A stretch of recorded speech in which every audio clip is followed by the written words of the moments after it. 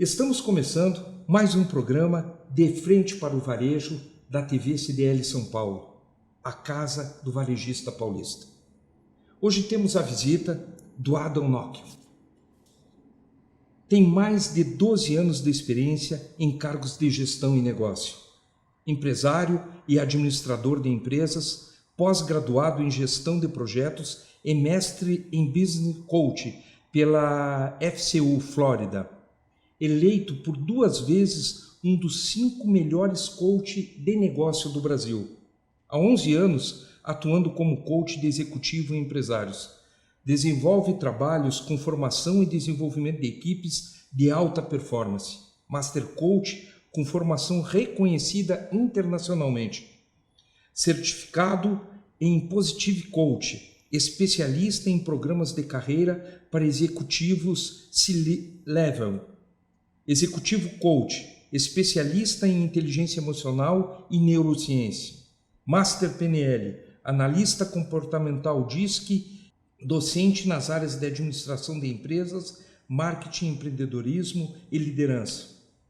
Consultor empresarial nas áreas de gestão para micro e pequenas empresas e coautor dos livros Capital Intelectual, Coaching Mentoring e Consultoria Empresarial. Bom, Adam, com esse vasto currículo, eu começo fazendo a primeira pergunta. Quais são os primeiros passos para uma equipe de vendas se tornar matadora? Você sabe que, primeiro, boa noite, é um prazer estar aqui com vocês. Quando a gente olha para um negócio, quando a gente olha para uma empresa, eu falo que um dos grandes desafios que nós temos é poder tracionar prospectos qualificados, ou seja, pessoas qualificadas que vão fazer negócio com a minha empresa, converter essas pessoas em clientes e fazer com que essas pessoas fiquem com a gente. Esse é um dos grandes desafios que a gente tem, principalmente no varejo, né? Porque quando a gente olha para o varejo e a gente olhar nesse último período que passou, significativamente nós tivemos uma queda, talvez, acho que se a gente passar uma régua geral aí, tirando um segmento ou outro, todos acabaram sofrendo, ok? E uma das grandes, eu não gosto da palavra falhas, tá bom? Mas um dos grandes desafios que às vezes a gente acaba tomando, o empresário, o executivo, nós que estamos à frente do negócio, eu falo isso porque eu sou empresário também, a gente tem outros negócios, além do que a gente faz aqui por paixão, mas às vezes a gente acaba tirando recurso do comercial e do marketing. Então, um dos grandes desafios, infelizmente ou felizmente, é a gente focar em marketing e em vendas, né? Então, o primeiro desafio é especificamente nesse momento que o país, que o mundo todo passou, é focar o quê? Agora mais do que nunca. Eu tenho que trazer pessoas, eu tenho que redesenhar às vezes o meu modelo de negócio, mas marketing e vendas é fundamental. Então, primeiro grande desafio, primeiro ponto extremamente importante, eu preciso focar naquilo que traz recurso para dentro da minha empresa. Então, desenvolver pessoas, processo, tecnologia e estratégia.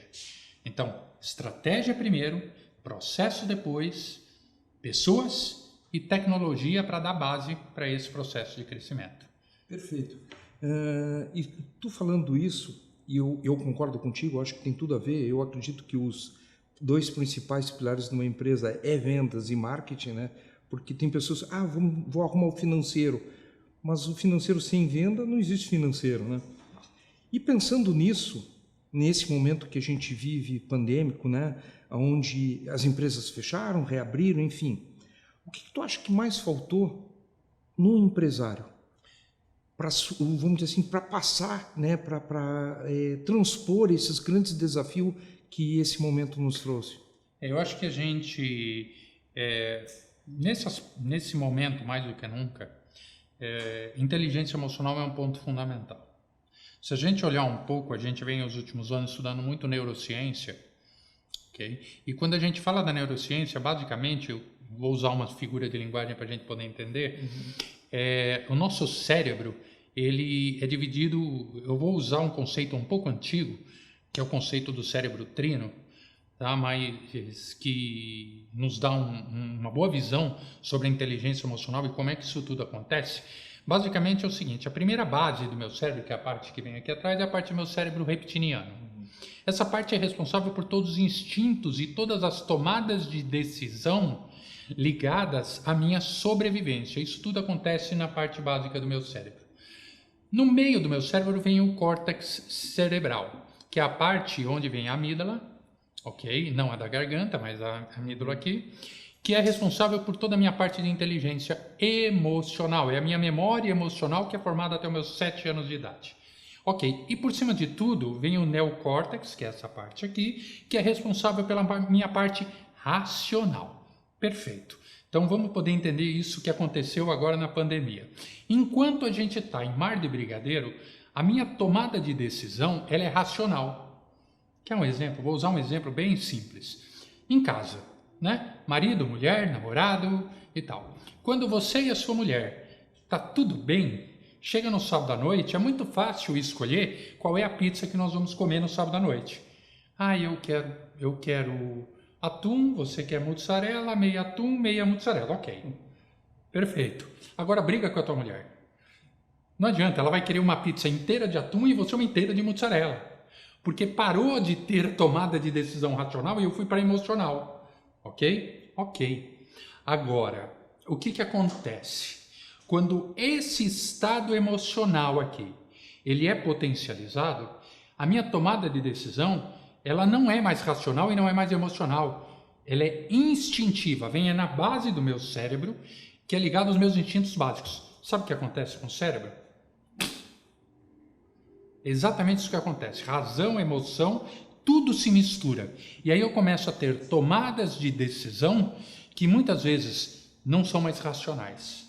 E aí o que aconteceu durante a pandemia? Quando nós olhamos, isso a gente viu na prática com os nossos clientes, com a nossa rede de relacionamento, e provavelmente, talvez as pessoas que estão assistindo em casa viram isso próximo acontecer, ou talvez viram isso até mais próximo do que elas gostariam acontecer, às vezes até com elas.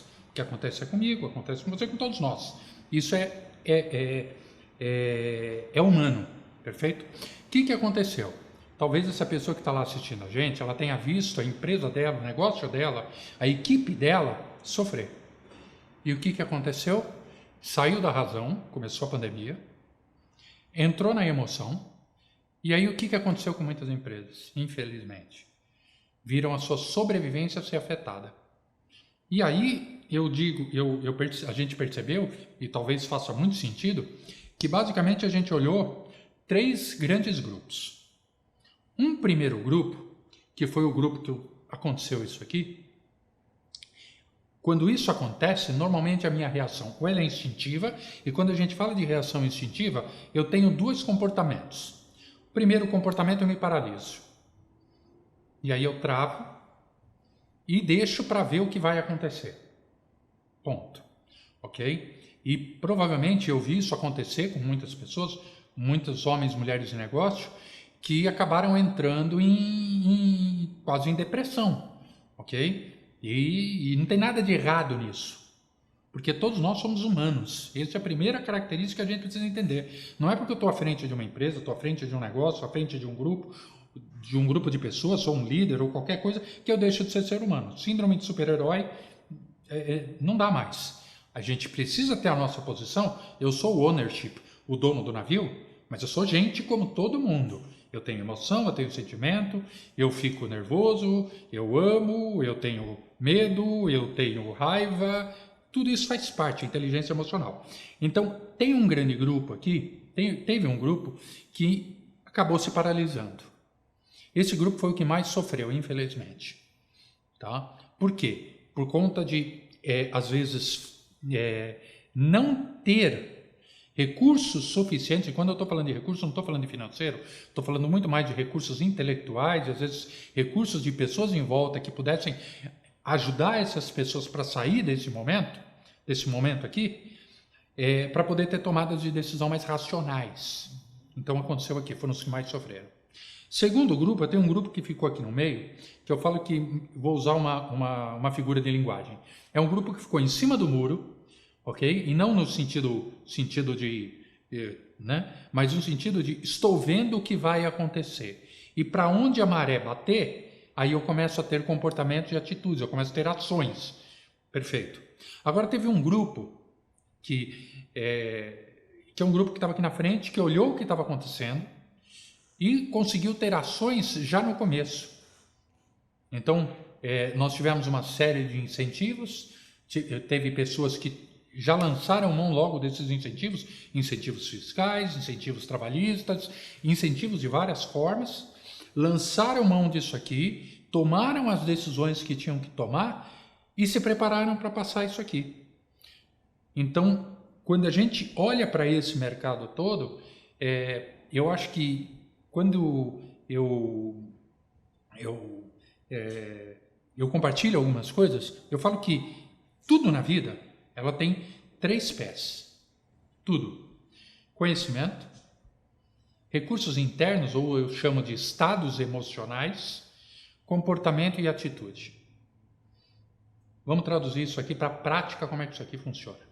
Se eu decidir aprender a tocar piano, se o empresário, se o executivo, se o homem, mulher, pessoa de negócio, a pessoa que está assistindo a gente, se ela decidir fazer qualquer coisa na vida que ela não saiba, que hoje ela não tem os recursos necessários para isso, ela vai depender desses 3 pilares. Então, por exemplo, se eu decidir aprender a tocar piano, primeira coisa, eu tenho que ter conhecimento. Dó, ré, mi, fá, sol, lá, si, dó. Tem que saber onde estão as teclas, tem que ter a parte técnica. Só que não adianta eu ter a parte técnica se às vezes os meus estados emocionais não me favorecem. Quem aqui não lembra da infância, quando você foi fazer uma prova, que a gente ficou tão nervoso que sabia tudo antes da prova, mas na hora da prova deu branco. Isso são estados emocionais. E faz parte do ser humano. São os recursos internos. Então eu preciso saber o que eu tenho que fazer, tenho que estar alinhado aqui dentro, ok? Só que não adianta eu saber o que tem que fazer, estou alinhado aqui dentro se eu não faço o que tem que fazer. Não tem atitude, né? Atitude e comportamento. E corretos. Porque o desafio, como a gente estava falando antes de chegar aqui, não é fazer, mas fazer do jeito certo. Exato. E o Falcone, ele tem uma definição de liderança que eu acho sensacional. Que ele diz, um líder é fazer certo, que está alinhado com o que tu falou, né? Envolver a equipe e atingir metas, porque não adianta nada tu fazer tudo isso e não ter resultado. E pensando, vamos dizer assim, nessa sábia definição da liderança do Falcone, eu te pergunto, o que tu acredita nesses 2 primeiros grupos que tu fala, né? Que um ficou paralisado, ou seja, não acredito no que está acontecendo, isso é só uma gripezinha. O segundo, que ficou esperando, desses 2 grupos, tirando o terceiro, que foi o cara que teve proatividade, a atitude foi para frente, né? Esse aí conseguiu superar esses desafios. Esses 2 primeiros, a gente poderia dizer que o que faltou neles foi justamente conhecimento, mas não só o conhecimento atual. Talvez essa pandemia tenha provocado neles, ou melhor, eles terem conhecimento do negócio deles, e a pandemia só acentuou. Ele já vinha com problema, e aí quando chegou na pandemia, foi o caos. Para o cara que já era proativo, certamente já vinha tocando o negócio dele de uma forma mais segura, né, e conseguiu suportar. Baseado nessa explanação, eu te pergunto, o que tu acha de fato que faltou? Foi isso? Ou seja, ele não conhecia direito o negócio, não sabia, ou seja, tipo, gastava mais do que ganhava, né, entre aspas, porque tu sabe que o mico e o pequeno empreendedor, ele mistura o bolso com o caixa, né? E tu, dentro das tuas consultorias, certamente tu já viu muito isso. Me fala um pouco disso, como tu vê, né, esse pequeno e microempreendedor que às vezes confunde tudo isso e aí vem uma pandemia e mostra a realidade para ele. Isso que você está falando tem todo sentido, tá? Ter um negócio de sucesso, ele depende de vários aspectos. Primeiro aspecto, e como a gente fala no próprio desenvolvimento humano, eu acho que base para tudo é eu saber onde eu estou hoje, meu estado atual. Quando a gente vai fazer uma consultoria, a primeira coisa que você faz é um diagnóstico. Quando você está com resfriado e você vai no médico, a primeira coisa que o médico te faz é um diagnóstico, ou seja, como é que eu estou hoje? O que acontece às vezes no dia a dia do negócio, quando a gente tem uma empresa, é que a gente entra numa dinâmica, o empresário às vezes ele entra numa dinâmica, o executivo, o microempresário mais ainda, ele entra numa dinâmica do dia a dia que ele acaba vendendo, pagando conta e colocando o dinheiro no bolso, ok? Eu falo que é mais ou menos assim. Primeiro eu estou trabalhando, eu começo a focar para vender. Então, sei lá, eu tenho qualquer negócio, então primeira coisa, eu foco para vender. Aí eu vendi, aí eu vou para dentro de casa para produzir. Aí, quando eu estou produzindo, eu parei de vender. Aí eu estou produzindo. Aí eu produzo, entrego o que eu vendi. Aí eu saio correndo de volta para vender. Só que aí eu parei de produzir. Aí eu volto para produzir. Então a gente fica nisso aqui. Será que alguém que está vendo aqui já vivenciou essa situação? Talvez alguém que esteja assistindo a gente já tenha vivenciado ou talvez esteja vivenciando isso. Então ele está, né? A gente que é um pouco mais maduro, a gente lembra que tinha um programa, passava na televisão, que o cara ficava equilibrando o prato. Não sei se alguém lembra, mas tinha um programa de televisão que o cara equilibrava um prato, depois equilibrava o outro, depois equilibrava o outro e assim sucessivamente. E ele ficava correndo para não deixar o prato cair. Quantas vezes o micro e pequeno empresário ele passa por essa situação? Ele está vendendo, está cuidando do caixa, está produzindo, está fazendo pessoas, é o cara que tem um restaurante que ele vai lá para a cozinha, prepara o prato, atende, recebe, volta para a cozinha e ele fica fazendo isso aqui. Ok. Então, pensando nesse conceito todo, às vezes ele acaba se envolvendo nessa dinâmica total e o dinheiro acaba entrando, eu pago os meus fornecedores, pago os meus funcionários, sobra um pouquinho e eu olho para isso tudo e falo, puta, tá legal, meu negócio tá bem. Só que enquanto o mar, mais uma vez, enquanto o mar tá de brigadeiro, tá tudo bem. Só que a onda começou a bater. E aí aqueles recursos que acabavam escorrendo pelo dedo e que antes, quando estava tudo muito bem, eu não percebia, né? Agora já não é mais assim. Exato.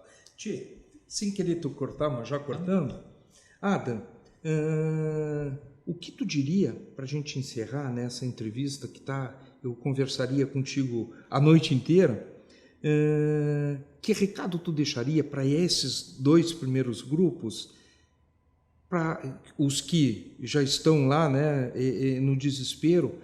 Qual o conselho que tu daria para esses dois grupos para superar esses desafios que ainda a gente vai ter, né? Enfrentar a ressaca pós-pandemia. Pós e a gente não sabe ainda muito bem o que vai vir. E quando será o pós, né? Exatamente. A gente não sabe. Eu acho que a primeira coisa que eu daria, a primeira observação é ele poder olhar agora para o futuro e pensar o seguinte. Basicamente, nós vamos ter 3 cenários que podem acontecer. Nós temos um cenário positivo, temos um cenário provável e temos um cenário que talvez possa ser um pouco mais desafiador, vamos chamar desse jeito. Então, primeira coisa eu recomendaria para que você olhasse para o teu negócio, como é que ele está hoje.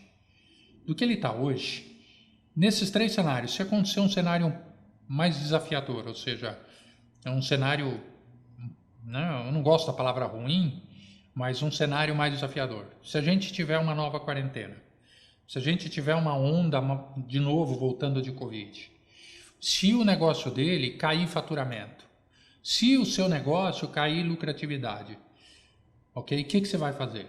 Você tem 2 opções. Ou você vai sentar e vai chorar e vai deixar a coisa acontecer, e me permita ser extremamente mesmo, talvez até duro, mas muito verdadeiro, ou você pode tomar algumas atitudes agora. Então, se isso acontecer, trace um plano de ação. Trace um plano com redução, com adequação das suas despesas, com um plano de ação focado em marketing, vendas, talvez um redesenho, talvez novos nichos, olhar para esse cenário, ok? O que você vai fazer? O que ele vai fazer se vier um cenário desafiador pela frente? Eu não espero e eu acho que isso não vai acontecer, mas como empresário, eu acho que deve ter uma carta que deve, no mínimo, estar precavido. Uma carta na manga. Exatamente. Segundo, olhe para um cenário possível. Se abasteça de números, de dados, ok? E aí, tem um parceiro do teu lado que te passe dados e informações de mercado. Isso é extremamente importante, ok? Como é que está o teu mercado hoje? Como é que está o teu segmento? Como é que está a tua região? Olhe para essas informações e monte um plano de ação com um cenário possível. E terceiro, se a coisa agora nos próximos meses realmente forem muito positivas, o que você vai fazer para aproveitar essa onda a teu favor? Então monte um plano de ação, mas tendo convicção e certeza que 50% no mínimo do resultado do negócio está diretamente ligado em marketing e vendas. Estratégia. Então, estratégias de marketing, estratégias de venda, para alavancar ou para, no mínimo, suportar esse momento. Tá? Então, pensar nesses cenários, montar um plano de ação para que possa superar. Né? Porque gestão, administração, liderança, ter um negócio, ele deve ser sustentável. Deve ser lucrativo, independente do cenário externo. Porque às vezes, nós como seres humanos, a gente tem como tendência a terceirizar, né? Dizer que o meu problema é teu. Não, eu não me dou bem com você porque você não gostou de mim. E não porque talvez eu não encontrei o caminho necessário para me dar bem com você. Ou seja, assumir o controle da situação. E dentro da empresa, lembre-se, quem é o dono, quem é o responsável final por tudo que acontece? É você que está na frente. É o ownership. Né? Fechando, tem uma figura que diz o seguinte. Um tempo atrás, um amigo meu contou uma história para mim, que ele dizia o seguinte. Ele falou, olha, eu quero que você imagine hipoteticamente o rei Arthur e a sua tábua redonda. Então, rei Arthur foi um grande rei na época dele. Talvez o maior rei, um rei que conseguiu reunir todo um reino. E ele conseguiu reunir todo esse reino por conta dos seus cavaleiros, os 12 cavaleiros da Tábua Redonda. O que ele fazia? Ele juntava todos os seus cavaleiros, os principais homens, as pessoas que estão em volta dele para a tomada de decisão. Esses cavaleiros sentavam na Tábua Redonda, mas o rei não sentava na mesa. O rei ficava sentado no trono dele, olhando e trazendo os desafios para que as pessoas certas pudessem ajudá-lo no processo de tomada de decisão do reino. E por que o rei não sentava no meio da tábua? Porque ele era o rei. Ele sabia que ele era o responsável final pelo futuro do reino.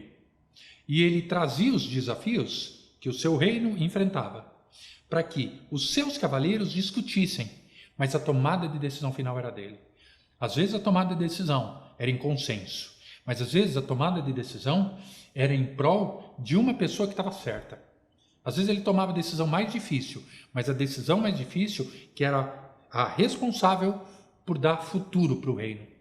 Então lembre-se, as pessoas que estão aqui assistindo em casa, estar num cargo de liderança, muitas vezes é o tomar decisões difíceis. E decisões que às vezes são a melhor para o grupo e para as pessoas que me seguem. Então lembre-se, você é a pessoa que vai ter a decisão final. Adam, isso tudo que tu falou me trouxe um grande insight.